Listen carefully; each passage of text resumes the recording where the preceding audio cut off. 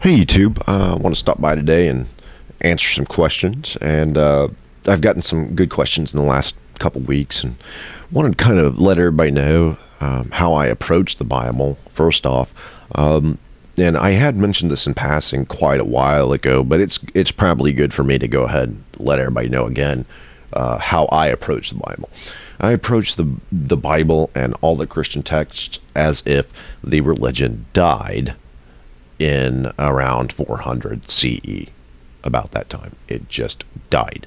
And so today, you know, modern Christianity has no effect on what I do. None at all. Modern Christianity is irrelevant to what I'm working with.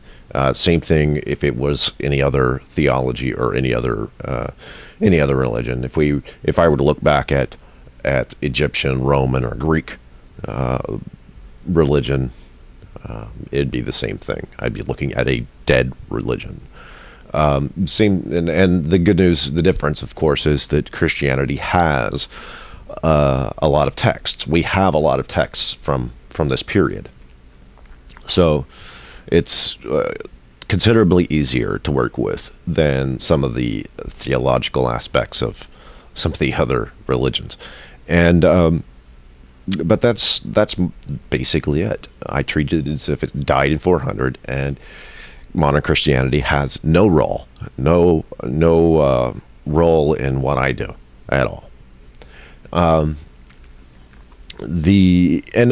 other thing I wanted to mention about that is it ends up being kind of like a case study, really, in how religions worked back in that period of time. It's not really, this is not about the local church down the street.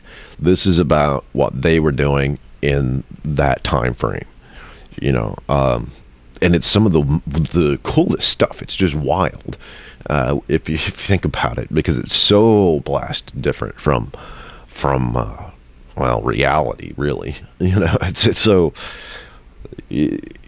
so foreign if you think about it too much. But another question that I had gotten was on historical Jesus, and did I think that there was a historical human being named Jesus back there that this religion was based on?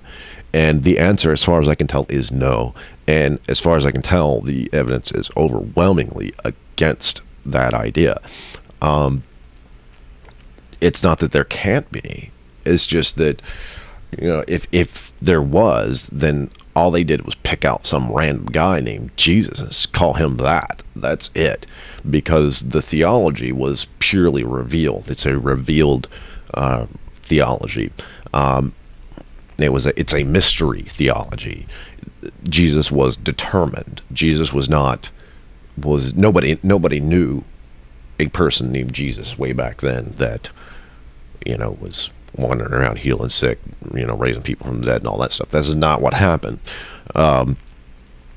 This theology was determined. It was understood from something else. And Jesus was a very esoteric concept early on. And when you look at those two things, the kind of mythical Jesus versus a historical Jesus, the biggest difference that I see between having a historical Jesus back there and not having a historical Jesus back there is that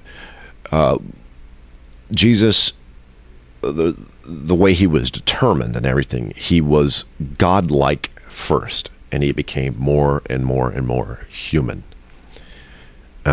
It's absolutely the opposite of, you know, there being a human being Jesus, and then he got weirder and weirder.